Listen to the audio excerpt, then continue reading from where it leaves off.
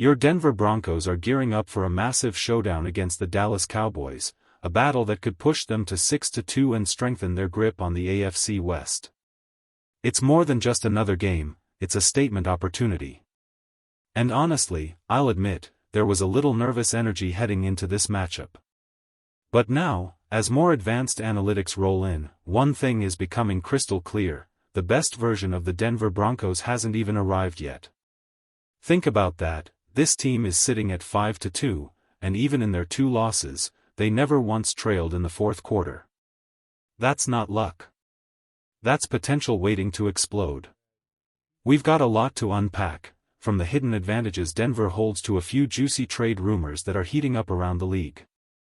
But before we go deeper, don't forget to subscribe to the channel, like this video, and share it with your fellow Broncos fans. And of course, hit that bell icon so you never miss an update on the Denver Broncos' journey this season. Now, let's talk numbers. Some of these new analytics reveal just how close this team is to breaking out, and how a few small fixes could completely change the game. For instance, Denver currently ranks dead last in opponents' starting field position. Their opponents are beginning drives, on average, at the 32-yard line. That's rough, especially in a league where every yard matters. But here's what makes it wild: even with that disadvantage, the Broncos' defense continues to stand tall, consistently ranking among the best in the NFL. And with Jonah Ellis returning this week, a key piece on special teams, and the adjustments Sean Payton and Rizzi have made, that field position issue is bound to improve fast. Then there's the penalty factor, or rather, the lack of it working in Denver's favor. The Broncos rank in the bottom third when it comes to how much their offense benefits from opponent penalties. Meanwhile, quarterbacks like Dak Prescott have seen their drives extended again and again thanks to flags. But Denver?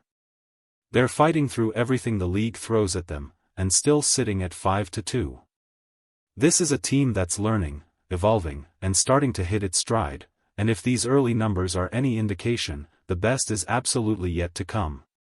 When it comes to penalties, Bo Nix isn't getting much help either. In fact, Denver ranks near the bottom third of the NFL in how often their quarterback benefits from opponent penalties. That's bound to change, because talent always rises, and Nix is proving week after week that he can overcome anything stacked against him. Now, here's a stat that stings a bit: dropped passes. The Broncos currently sit among the top 3 teams in the league for the most dropped balls. That's tough to see, especially when you know how skilled these receivers truly are. There's no sophomore slump coming for Bo Nix, he's getting better every game. Once his receivers start hanging on to those passes, this offense will look completely different. Sure, some of those drops have come from tough plays, like that punch-out in the game against the New York Giants, but overall, this isn't a long-term concern. These guys know what's at stake, and they're tightening things up. And speaking of changes, the rumor mill is buzzing. A reliable CBS Sports reporter has listed the Denver Broncos as a top trade candidate for Chris Olave, the dynamic wide receiver from the New Orleans Saints. That's a name that would instantly boost Denver's offensive firepower, and we'll dive deeper into that at the end of this video. But first, let's talk about this matchup against Dallas, because this is where things get real.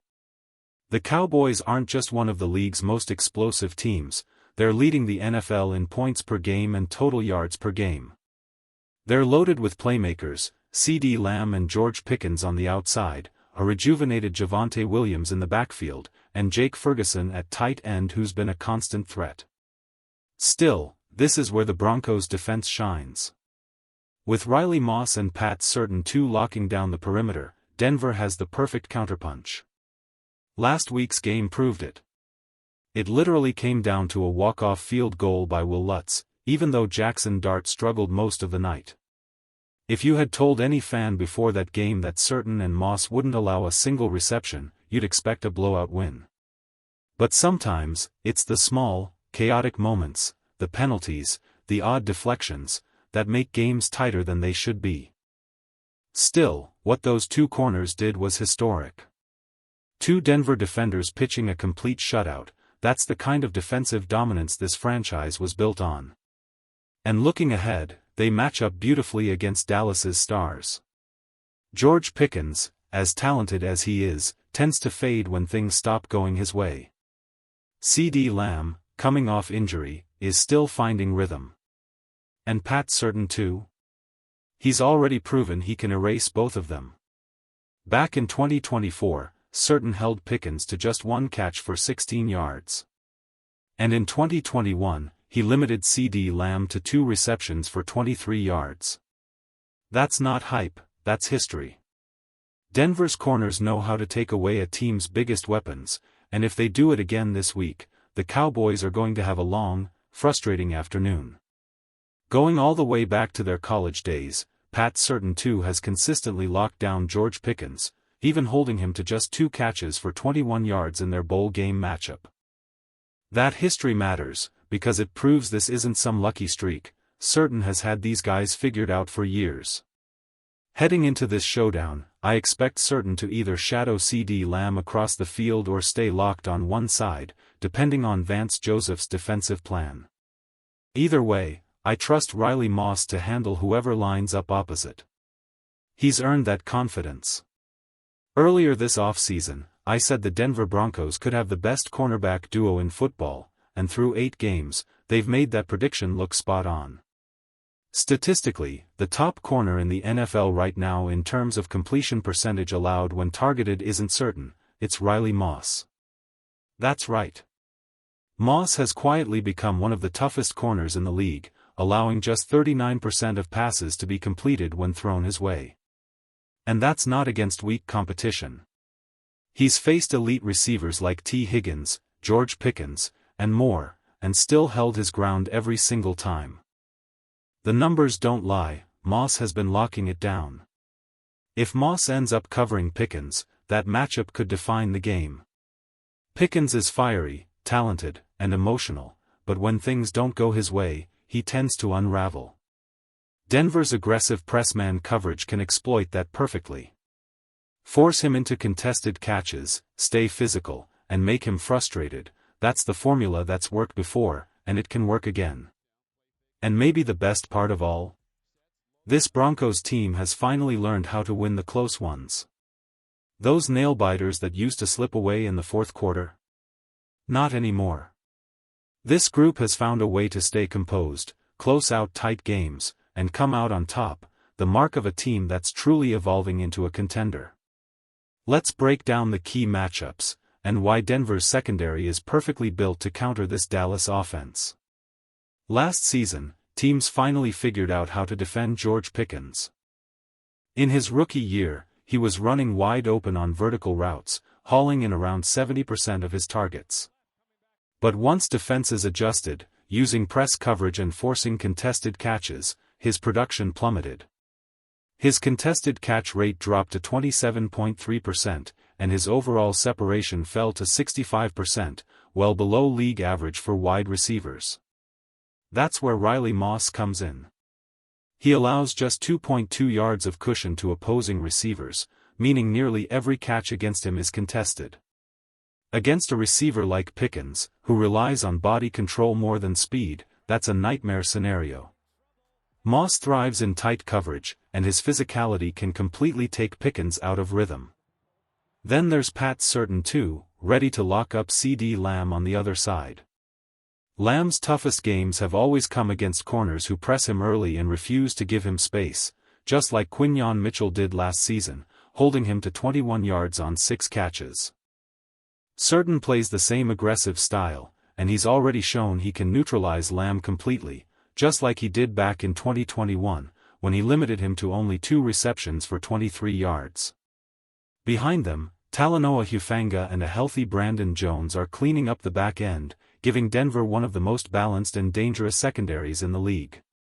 Add that to a defensive front that's been shutting down the run all season, including an outstanding performance against Jonathan Taylor and the Colts, where Denver's defense held them to their lowest rushing output of the year, and you can see why this matchup favors the Broncos. This team is built for exactly this kind of opponent. Elite corners against elite wideouts. Smart, disciplined safeties to eliminate deep threats, and a front seven that refuses to give an inch on the ground. If there's any defense in the NFL capable of slowing down the most high-powered offense in football, it's your Denver Broncos. This Denver defense has been an absolute wall against the run. They've shut down Breece Hall, bottled up every rushing attack they've faced, and completely neutralized the Chargers' ground game. Week after week, the message stays the same: you don't run on the Denver Broncos. And this week, Bo Nix brings even more confidence into the matchup. He knows he's facing a Dallas defense that's a shell of what it used to be. The Cowboys' front seven has lost its bite, and this could be the perfect opportunity for Nix and the Broncos' offense to make a statement. One name that's about to make a huge difference: Draymond Jones. He's finally back to full strength after being on a limited snap count last week, just 21 snaps, and yet he still recorded 6 tackles, the second most on the entire defense. That's unreal efficiency. When he's fully unleashed, this defense goes from tough to terrifying. And the timing couldn't be better.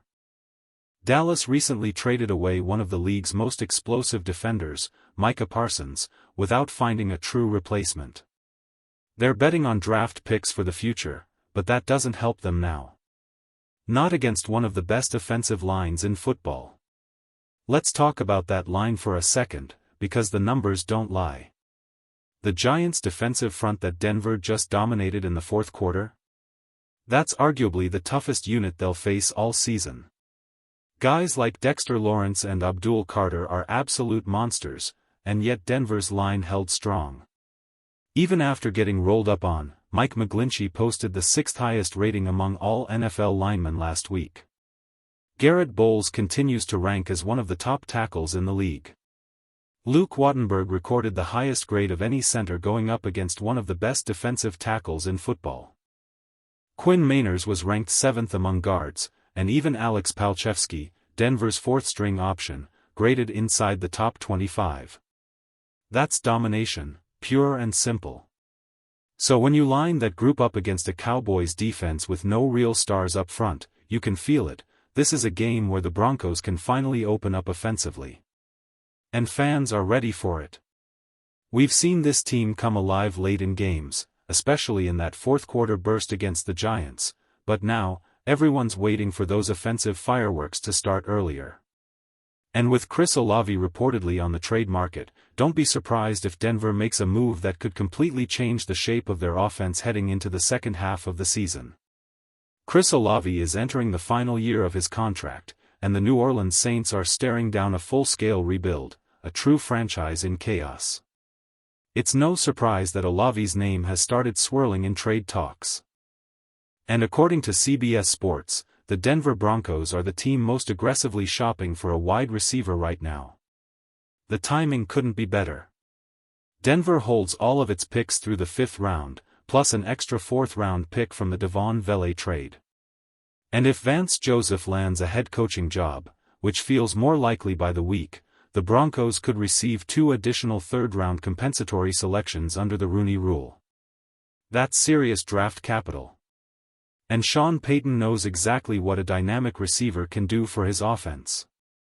If he wants to recreate that explosive rhythm he once had in New Orleans, the answer might be obvious: bring in Chris Olave.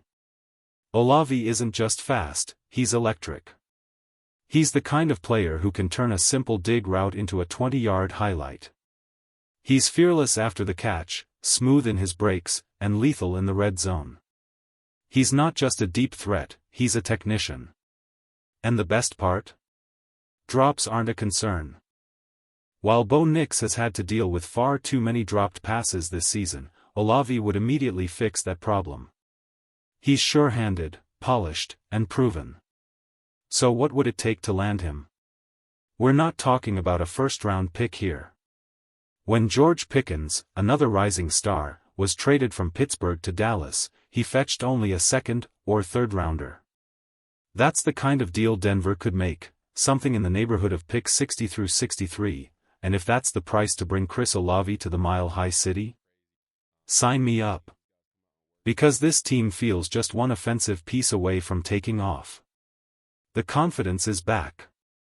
The chemistry is building. And if the Broncos add a receiver like Olave to this mix, Broncos country, believe it, something special is brewing in Denver.